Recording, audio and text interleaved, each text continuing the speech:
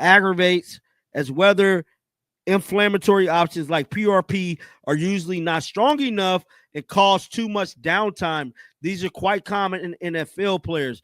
Whatever the medical staff is doing right now, it is unfortunately not enough. So basically, this medical expert is saying the medical staff suck. Y'all suck in Indy, bro. You're just hot garbage. It ain't working. It ain't working.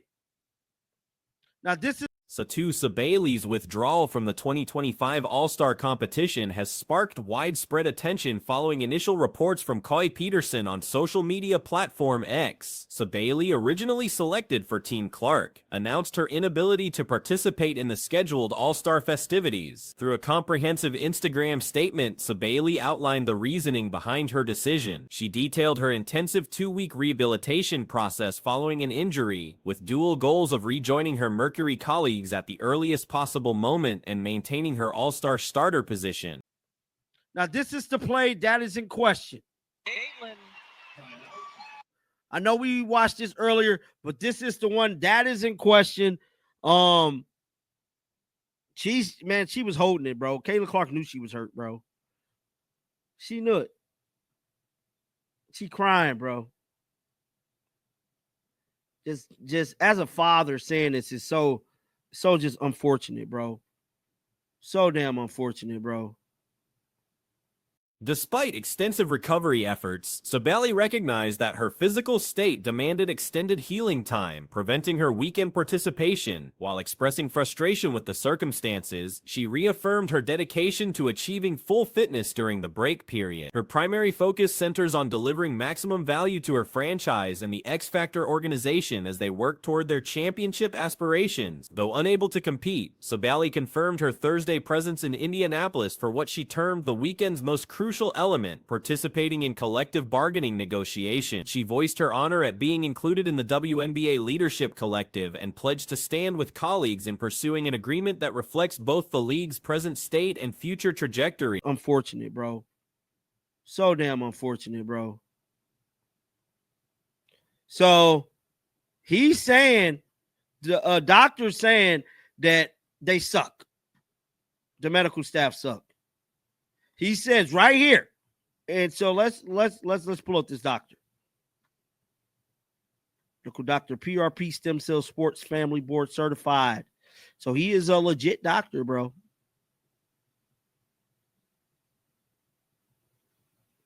He is a legit doctor, bro.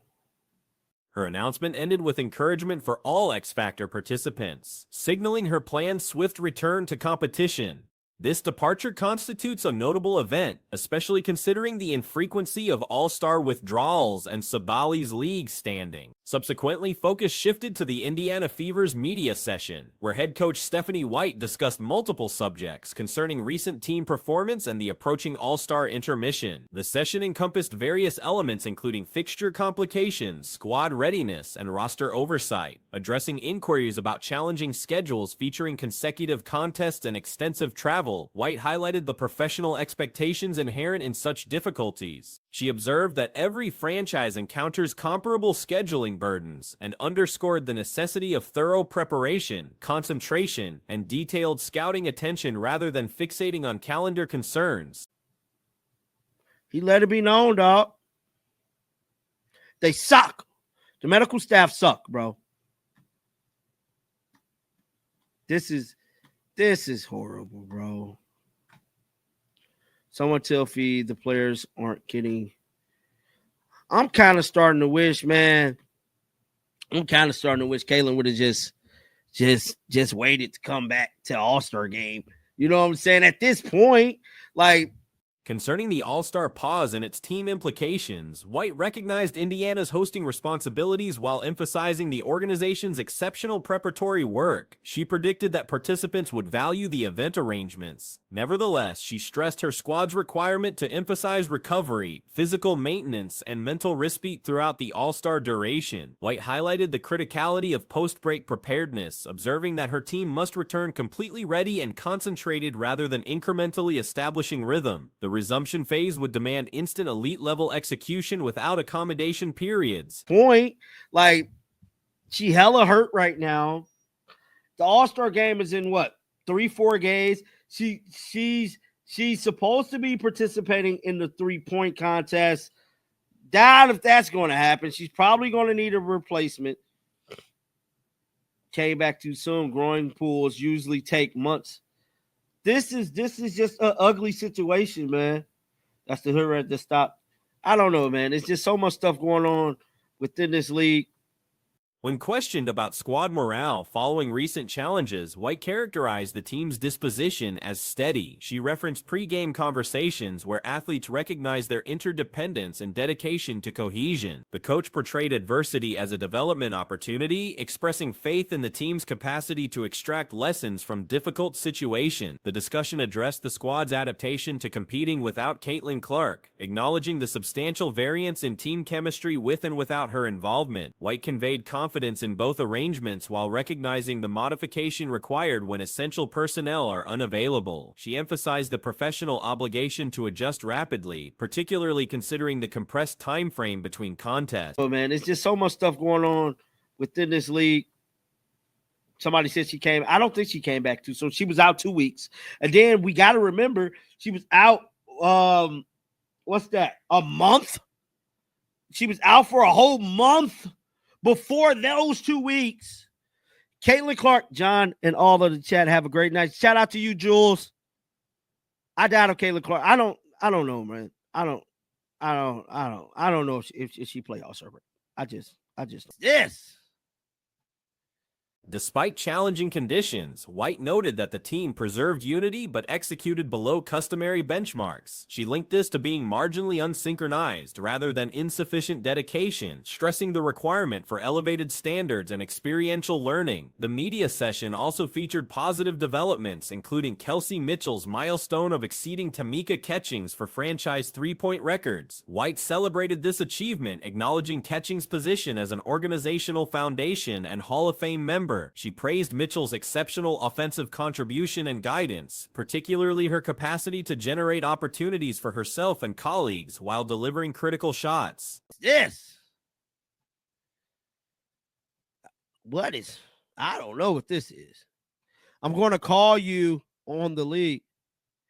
Oh, this is Caitlin responding. Caitlin threatened to call the league on the ref.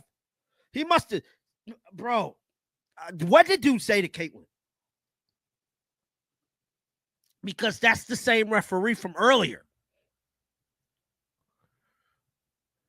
That's the same referee from earlier. Conversation transitioned to approaching CBA discussions, with inquiries directed toward athletes regarding their participation and viewpoints. Responses revealed varying engagement degrees, with several players expressing requirements for additional education and leadership consultation before assuming active negotiation roles. Defensively, White identified substantial concerns from the team's recent New York performance. She critiqued the squad's insufficient physicality and resistance, noting that opponents felt unchallenged. The coach emphasized that New York's 58% shooting accuracy resulted from inadequate disruption and defensive intensity. Earlier. That's the same referee from earlier. I'm telling you right now. That's the same referee from earlier.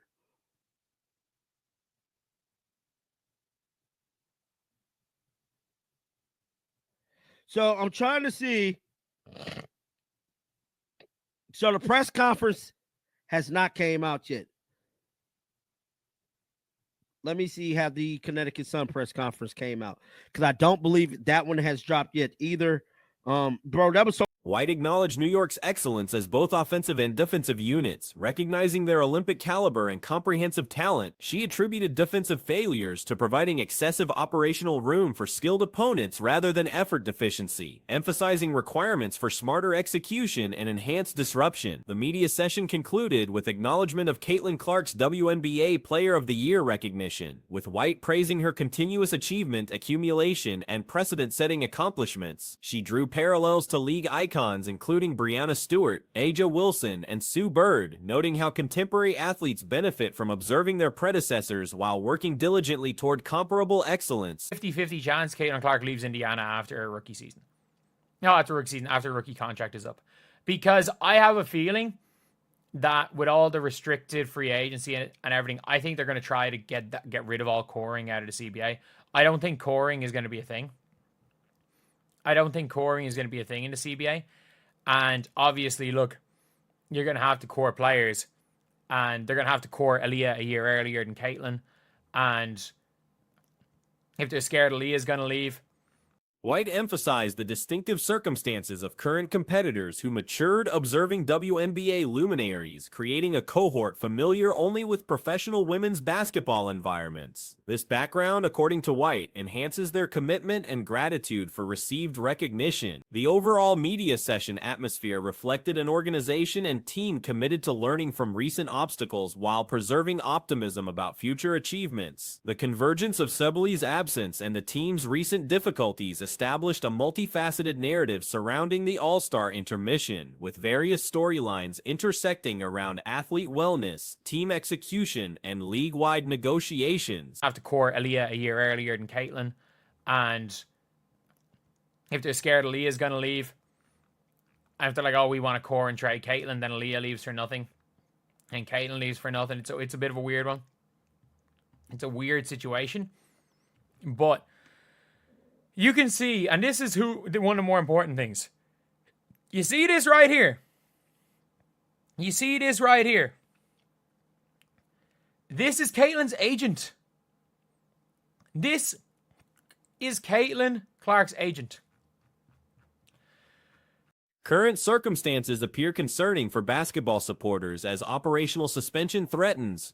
Present patterns indicate imminent activity cessation, which would prove catastrophic for sport enthusiasts. Franchise leadership maintains inflexible stances, demonstrating minimal adaptability in continuing negotiations. Ownership reluctance to compromise renders athlete objective achievement highly unlikely. Many presume that proprietors will profit substantially from the recently secured broadcasting arrangement. However, reality demonstrates that this television agreement produces merely $15 million annually. Most franchise owners simultaneously control NBA organizations. For these billionaires, $15 million represents a minimal fraction of single-player expenditures, equivalent to half of contracts like Tobias Harris receives. These affluent individuals likely perceive this amount as negligible. Clark's agent. So Caitlin Clark's agent is involved in, meeting up with or in this meeting, whatever it is, whether it's a meeting or just a chat, Caitlin's agent is there. That's her freaking agent. Looks like it. CC to Liberty, CC to New York. Is that Erin Kane, her agent? Wouldn't be mad for her for being in New York. So tomorrow in the CBA, I'll put in a request for the trade. Fever front office. Have Turner getting... From accessible data, the developing collective bargaining framework will essentially require owners to invest approximately $100 million in training infrastructure if existing facilities prove inadequate. This constitutes an enormous financial obligation while simultaneously demanding revenue share relinquishment. Athlete expectations appear disconnected from present circumstances, while players justifiably pursue increased compensation reflecting league growth. Their particular requirements create difficulties. They seek larger total income portions while simultaneously wanting percentages matching NBA standard. Accomplishing this would necessitate NBA contribution portions and WNBA allocation of complete revenue streams to satisfy such expectations, an impossible situation. Front office have Turner getting money for not playing and having brought on another player. The front office don't make some moves. She's going to be fast as soon as the contract ends. She's going to be gone. I think there's a good chance. I think there's a good chance that Caitlin Clark is just like, you know what, this isn't for me. This isn't for me. And I don't mean that in a way of being like, oh, they're going to be like, I want to stay in the Midwest. Like, I want to stay in a small town. I don't know. WNBA franchises currently obtain only 42% of league income, meaning that $15 million annual figure reduces to $7.5 million, roughly equivalent to rookie agreements. Teams generate approximately $7.5 million yearly from activities, and for this modest sum, ownership encounters significant pressure. Expansion provides additional income, with each new franchise contributing roughly $8 million. However, athletes have referenced unrivaled as their compensation location benchmark. This comparison proves troublesome because unrivaled functions with singular locations serving 40 competitors, utilizing centralized facilities, establishing controlled environments enables premium accommodations, but requiring every franchise to achieve such standards creates massive barriers. I want to stay in a small town. I don't know. I think this is probably nothing for now. But this reminds me of, the secret Kyrie and Kevin Durant meetings. Tampering I stand behind. There was some sort of taking talents to New York. I have so many mixed feelings about the implications of this when my needle is moving. I think the reality is that it's probably chatting about the CBA meeting tomorrow. And with Aaron Kane in there, I think Organizations like Connecticut Sun would need relocation or facility construction, depending on potential purchasers. New York Liberty must obtain Manhattan construction space, notoriously difficult and expensive. Dallas Wings face comparable facility development requirements in their costly marketplace. Indiana Fever already invests over $100 million in infrastructure improvements, as does Chicago Sky. According to athlete statements, ownership responses fail addressing priorities they've established for transformative agreements providing their earned business shares they've helped develop. Unfortunately, the league has accepted considerable external investment, resulting in minimal actual organizational ownership. Stewie is like, it is mostly a CBA chat, and obviously Sandy Brondolo is there as well. We taken our talents to the Big Apple. Caitlin Clark, you are a New York Liberty. She never smiled like that in front of Kelly and Amber. Like, I think with everything with Caitlin Clark, because like New York are getting they're getting their new facility. And I think she's probably looking at it and like, man, I'm cool averaging 15 a game, just getting a bunch of assists. Financial reality demonstrates that for every generated dollar, the WNBA retains only 4 cents. This means actual operating revenue represents 40% of total income after external commitments, fundamentally modifying all calculations. Athletes contend that undervaluing the working women who sustain business viability will inhibit expansion. The challenge involves recognizing that current growth stems primarily from individual impact, and franchises comprehend this dynamic. League survival has... I'm cool averaging 15 a game, just getting a bunch of assists. She's eyeing the Liberty. That is her agent currently. Recruitment starts now. The front office better step up. Caitlin Stewie, I tried to trade for you in the All-Star draft. Not wrong. I tried to trade for you, but I just couldn't give up Aaliyah. Can't believe I'm going to be a Liberty fan in 2028. Pulling a Sylvia Fells, demanding a trade so we can be free of Kelly and Amber.